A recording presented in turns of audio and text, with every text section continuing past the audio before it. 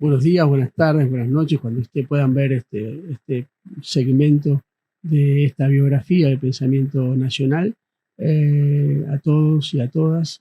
Eh, Comenzar un segmento de pensamiento nacional y que se llame biografía nos pone en la preocupación de buscar un momento de nacimiento, ¿no? Por supuesto, el pensamiento nacional es una categoría determinada del pensamiento argentino que puede dialogar con el pensamiento liberal, con el pensamiento conservador, con los pensamientos de izquierda.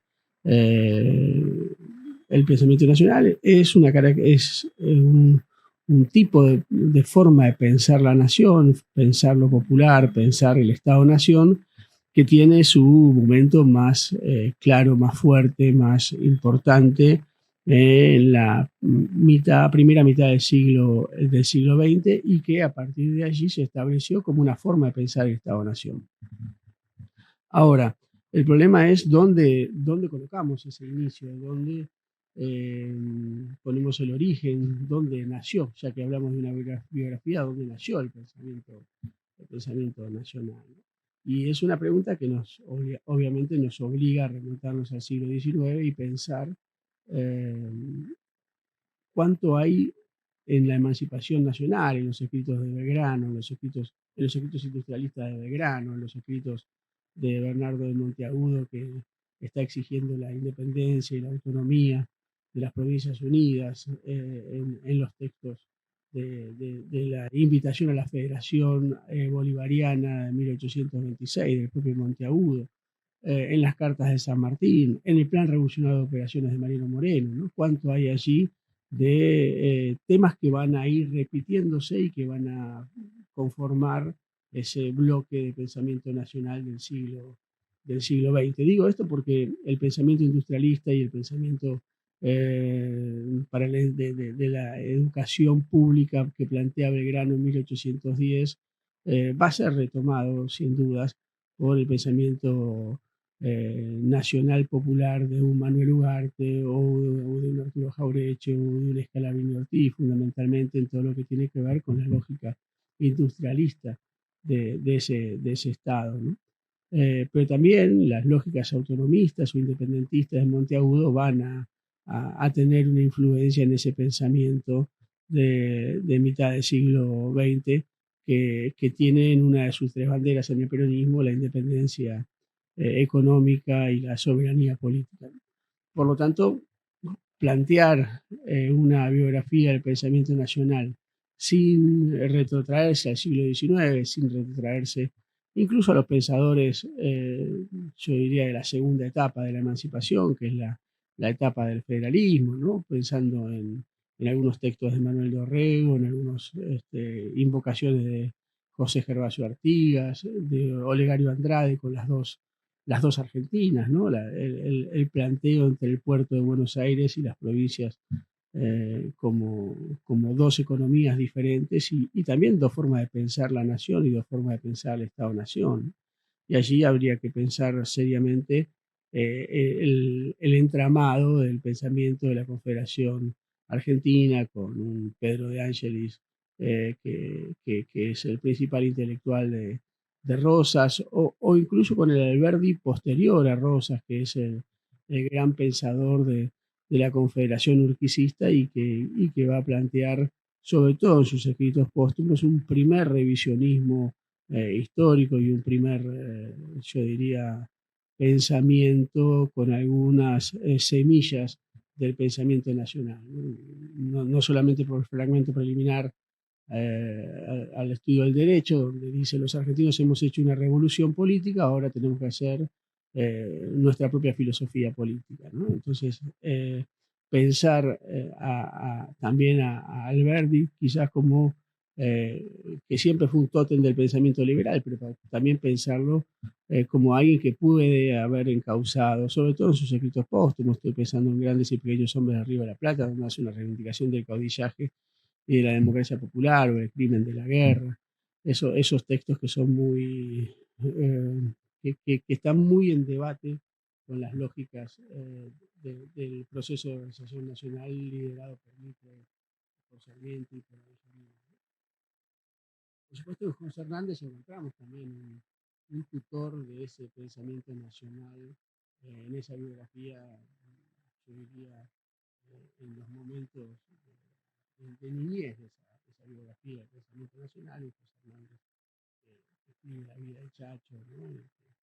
Que elabora en sus trabajos como periodistas, en su periodismo militante, en los diarios de Paraná y en el Diario Nacional, hace una fuerte reivindicación de una economía de corte industrial y de defensa de, por supuesto, los intereses ganaderos de las provincias litoraleñas que no son la provincia de Buenos Aires, en esa forma de pensar la Argentina no solamente como el puerto de Buenos Aires, sino también como otras unidades productivas. Ahora, si uno tuviera que pararse seriamente en un momento clave de construcción o de constitución del pensamiento nacional, tiene que obviamente pensar en el primer centenario, ¿no? En ese primer centenario los argentinos nos preguntamos qué habíamos sido, ¿no? Esa fue la gran pregunta del centenario, fue qué habíamos logrado hacer, ¿no? ¿Quiénes éramos? Hay una frase muy interesante de Sarmiento, que no es un pensador nacional, es un pensador del liberalismo argentino, pero él se pregunta, ¿argentinos desde cuándo y hasta dónde, ¿no? Y a mí esa me parece que es la pregunta que intenta responder el centenario. ¿Desde cuándo somos argentinos? Bueno, las fechas de festejos en los colegios nos dicen que es el 25 de mayo de 1810, pero podría haber sido el 25 de mayo de 1809 en Chuquisaca, ¿no? que también es cuna de gran parte del pensamiento que después va a ensayar Mariano Moreno, por ejemplo, que estudió en Chuquisaca, o Bernardo Monteagudo, que también estudiaron allí en Chuquisaca, ¿no? Uno podría poner a Chuquisaca como un primer germen de ese pensamiento nacional. Pero esa pregunta sobre desde cuándo podría haber sido 1816 o podría haber sido el 4 de febrero de 1831 cuando se firmó el Pacto Federal que dio lugar a la Confederación Argentina, o alguna otra fecha vinculada a la implantación del proceso de organización nacional con el Estado-Nación, ¿no? Con lo cual la fecha ya marca una definición ideológica y también marca las celebraciones y las preguntas posteriores, ¿no? Si nacimos en 1810, en el 1910 vamos a tener que preguntarnos y vamos a tener que hacernos algún tipo de elaboración o de cuestionamiento sobre hasta dónde habíamos llegado. Por supuesto, el pensamiento liberal en 1910 es un pensamiento cuestionado. Están cuestionadas las ideas del progreso científico, están cuestionadas las ideas del positivismo, está cuestionada la relación de intercambio desigual con Gran Bretaña. Sobre todo eso se va a producir al mismo tiempo en que la decadencia del Imperio Británico se va a profundizar después de la Primera Guerra Mundial, ¿no?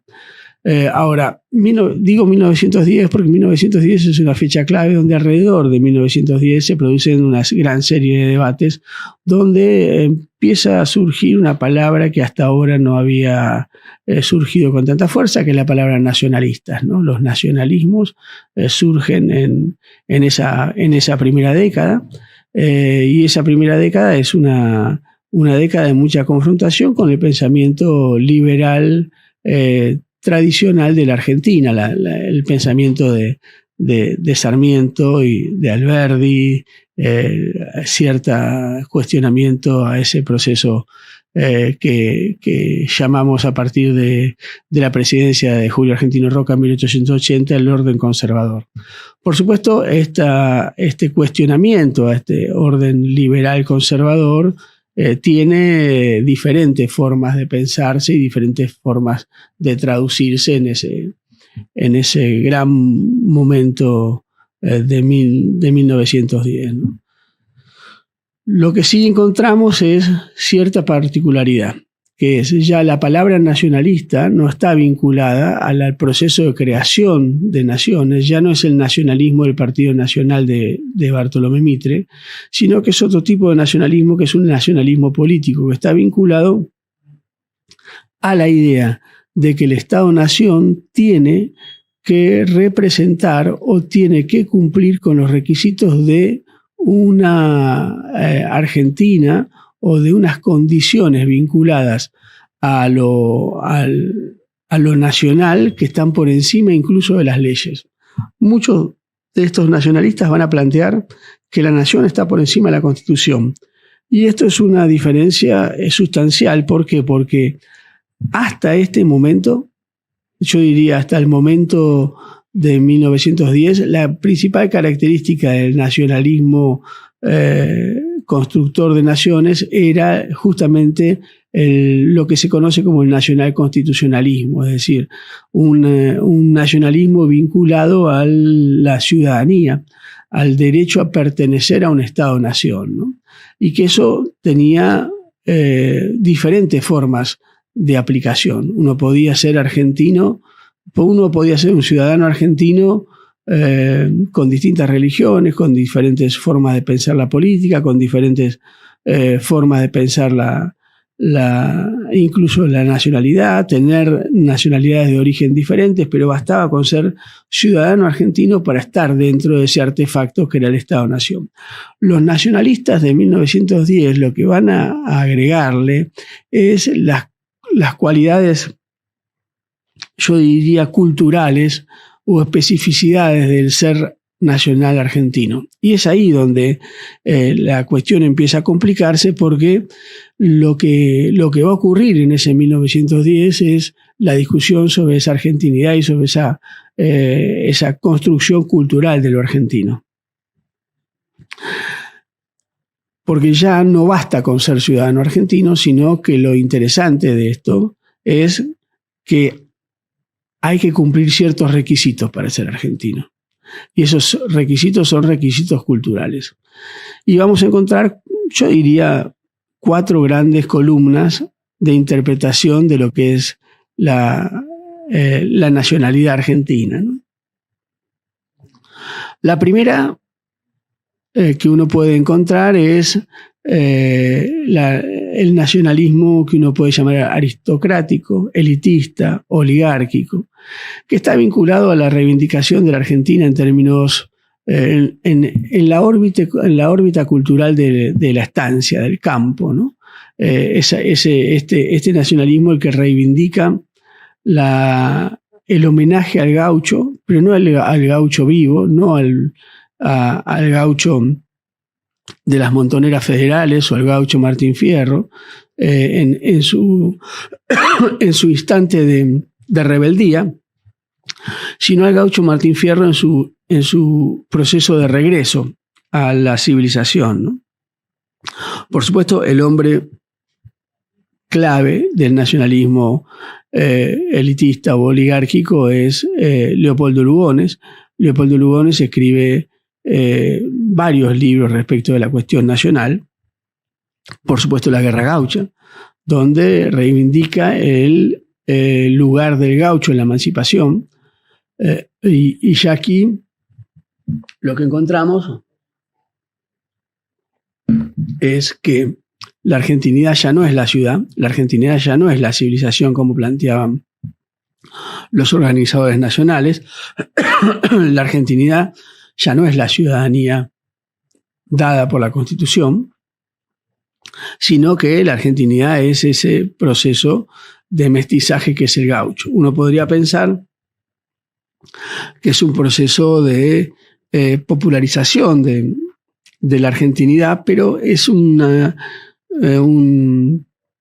interpretación engañosa. ¿Por qué digo que es engañosa? Porque en realidad en el libro El Payador, Lugones va a reconocer que ese gaucho que se reivindica es un gaucho muerto y que no hay que entristecerse demasiado por la muerte del gaucho, por varias razones. Una, porque dio paso a la civilización, y dos, porque mucho de ese espíritu del gaucho está presente en los hombres y las mujeres argentinos, ¿no?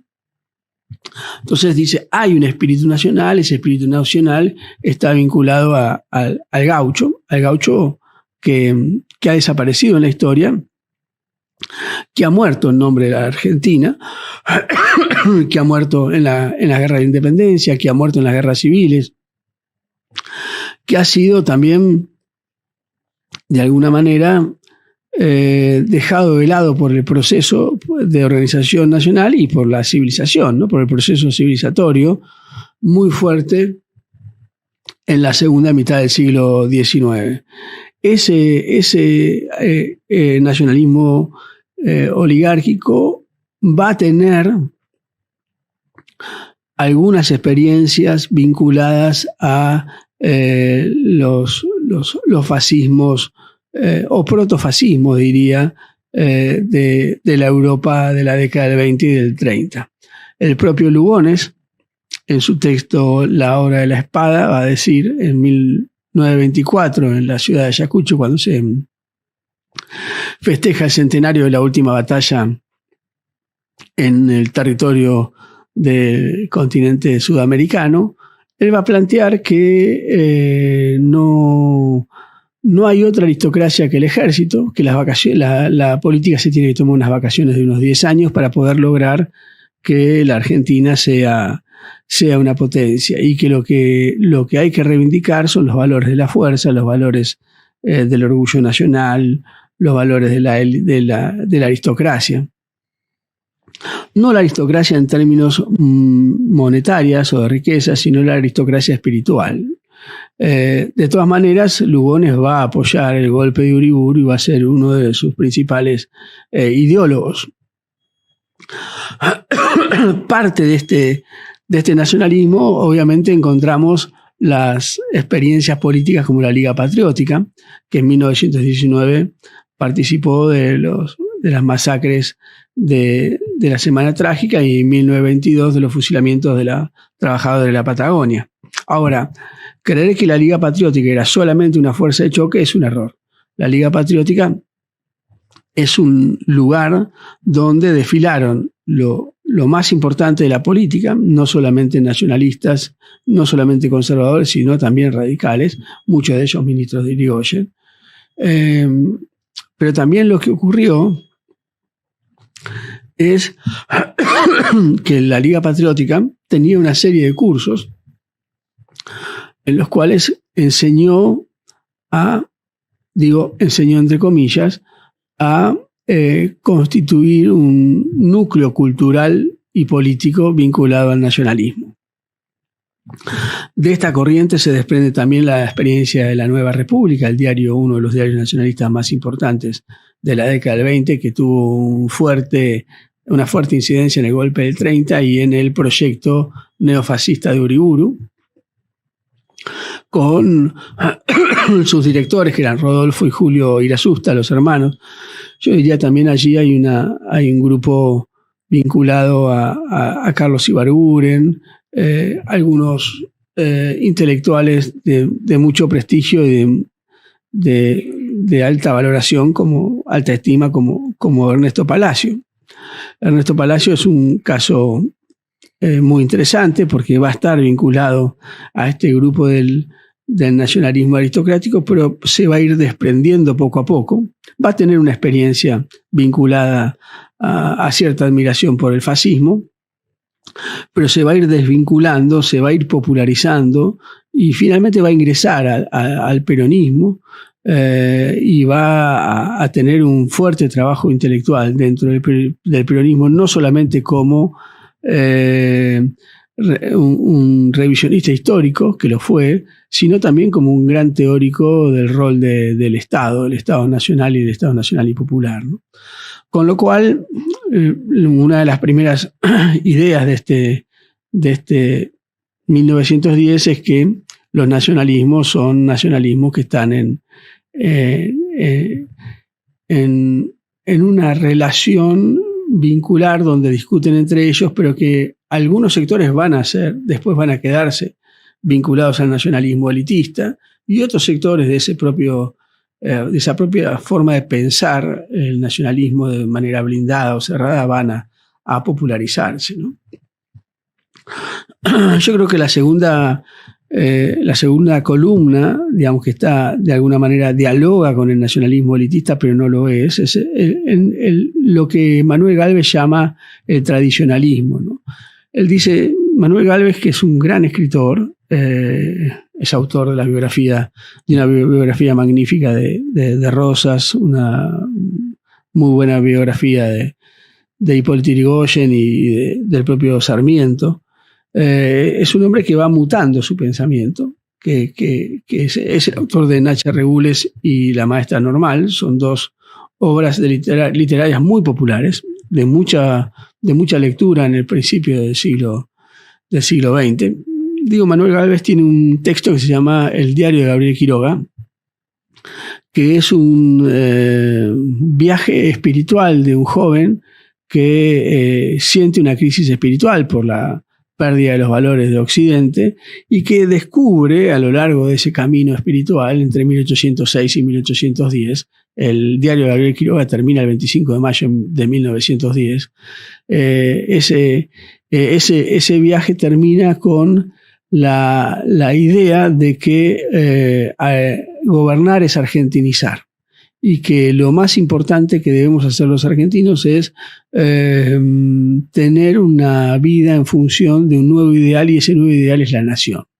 Él dice, como ya existe la palabra nacionalismo, voy a aceptar la palabra nacionalismo, pero yo en realidad me considero un tradicionalista. ¿Y qué significa ser un tradicionalista en la palabra de Gálvez? Bueno, significa que la nación está vinculada a la tradición, está vinculada a la historia, que está vinculada a los procesos culturales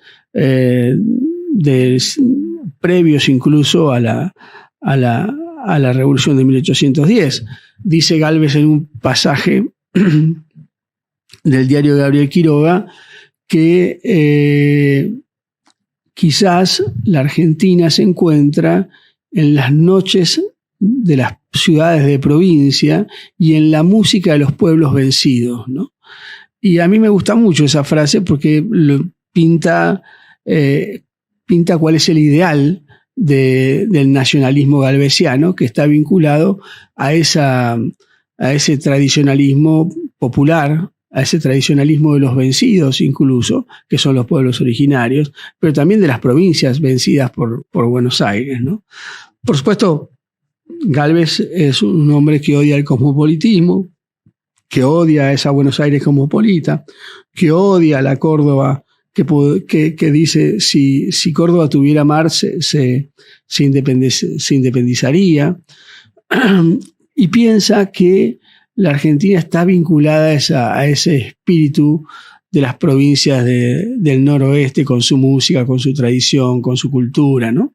Él era hijo de un gobernador de la provincia de Santa Fe, por lo tanto no era un hombre de pueblo, sino que pertenecía a la aristocracia del Estado-Nación argentino. Pero a pesar de eso, él está reconociendo ahí que hay algo en el pueblo que debe ser rescatado para la construcción de la nación, ¿no? Gálvez va a ser peronista, Gálvez va a ingresar al peronismo, va a ser uno de los pilares, junto con Leopoldo Marichal, uno de los pilares literarios e intelectuales del peronismo, hasta el conflicto de Perón con la Iglesia, donde Gálvez va a optar por la Iglesia y no por el peronismo, porque gran parte de ese tradicionalismo galvesiano está vinculado al catolicismo, ¿no? Para Gálvez, la tradición está vinculada a tres grandes pilares: la hispanidad, la catolicidad y la americanidad, ¿no? Los pueblos americanos, los pueblos de las provincias. Y ahí va a encontrar él esas formas de pensar la tradición argentina.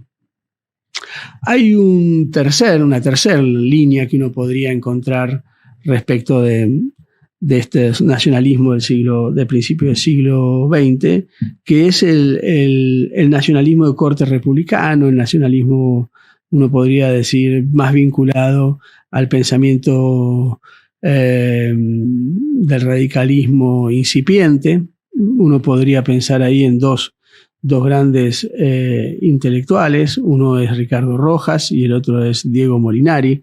Diego Molinari va a ser uno de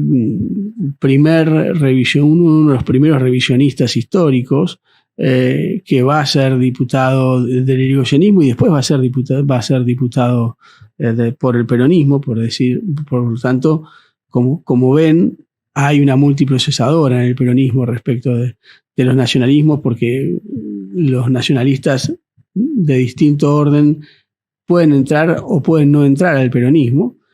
Ricardo Rojas, por supuesto, no va a entrar al peronismo. Se va a mantener opositor al peronismo, pero va a tener una fuerte discusión con los nacionalistas elitistas, que van a criticar muchísimo el nacionalismo de Rojas. El nacionalismo de Rojas es un nacionalismo de corte diferente. Primero tiene los distintos textos en los cuales trabaja el tema de la nacionalidad, lo trabaja a lo largo de toda su vida. Yo diría que hay por lo menos 2 o 3 textos que son fundamentales para comprender el pensamiento de Rojas y el nacionalismo. Uno es La Restauración Nacionalista, que es un título muy blindado, pero que en realidad es un ensayo sobre la instrucción pública, sobre la educación pública, sobre la enseñanza. Él viaja como funcionario político del gobierno, viaja a Francia a estudiar cómo es el sistema educativo francés, y cuando regresa saca este libro que se llama La Restauración Nacionalista, en el cual dice que los argentinos deberíamos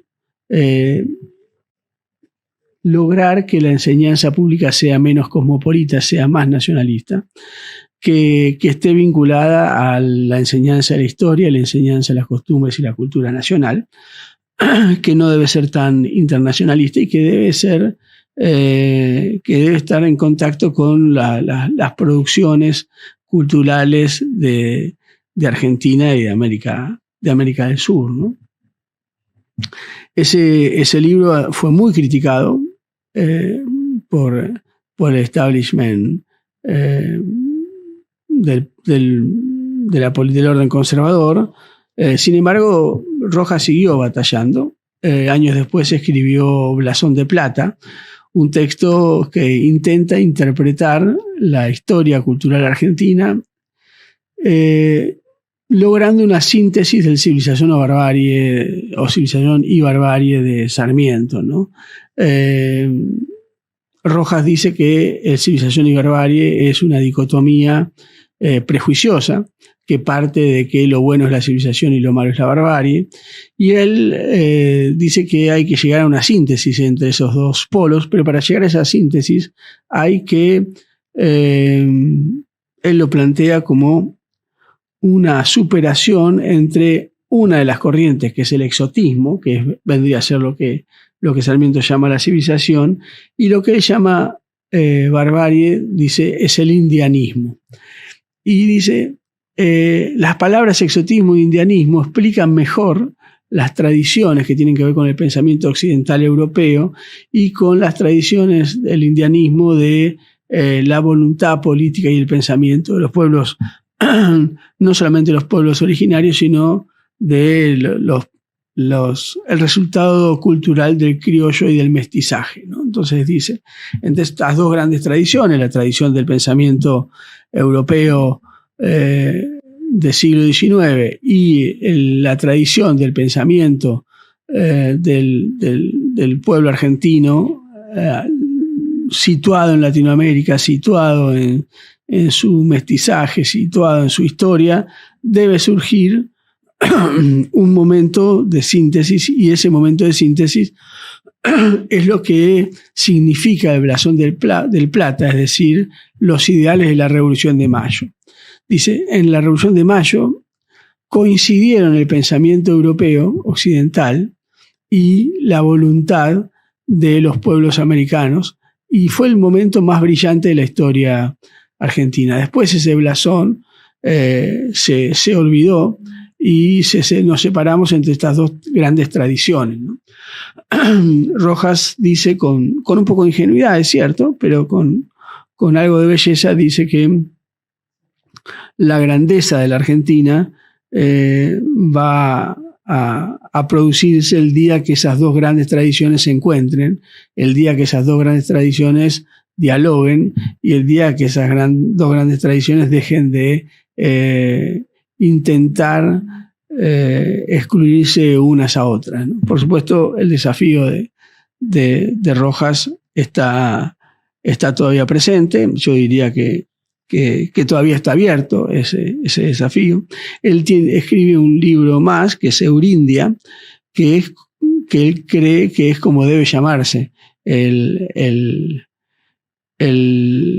continente americano. Digamos, la cultura que representa a los pueblos latinoamericanos es justamente la cultura euríndica, es decir, la mezcla, el mestizaje, la melange entre el pensamiento occidental y las experiencias de los pueblos americanos.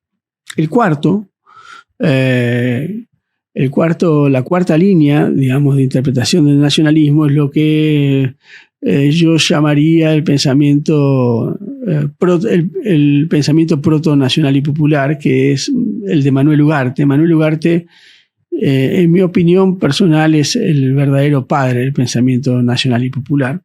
Y no es lo suficientemente reivindicado por el peronismo y sus pensadores. Han elegido otros pensadores vinculados a la experiencia del peronismo, como Scalabrini Ortiz, como Jaureche, como Hernández Arregui incluso, pero han dejado de lado a Manuel Ugarte, que fue el primero que pensó cuestiones muy vinculadas al peronismo y que después van a retomar estos pensadores.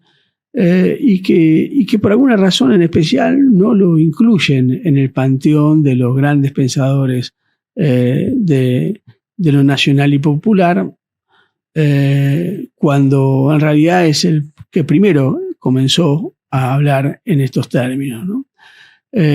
Manuel Ugarte, como todos saben, fue embajador del peronismo, con lo cual no es por su falta de adscripción al peronismo que no está dentro de los grandes pensadores. Para mí es un misterio por qué Manuel Ugarte no es reivindicado como debiera serlo.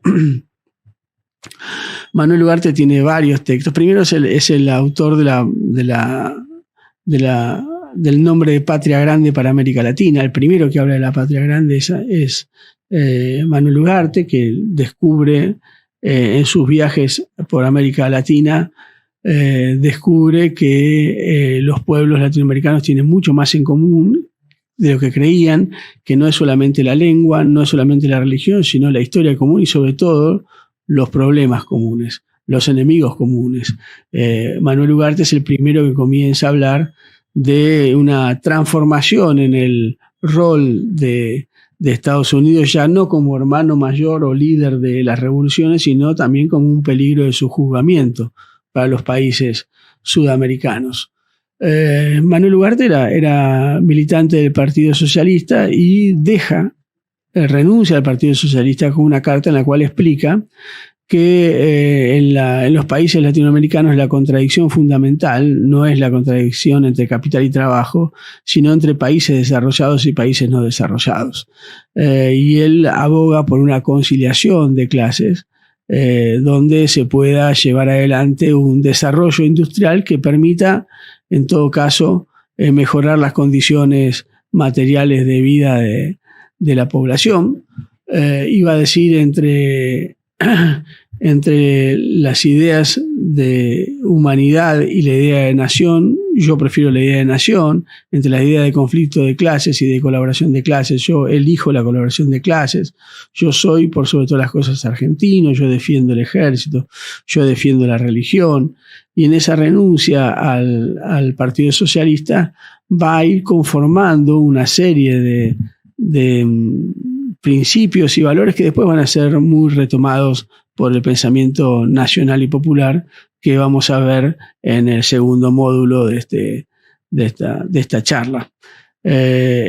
Con esto, con Manuel Ugarte, terminamos el primer módulo y ahora vamos a empezar con el segundo, que es el pensamiento nacional y popular propio.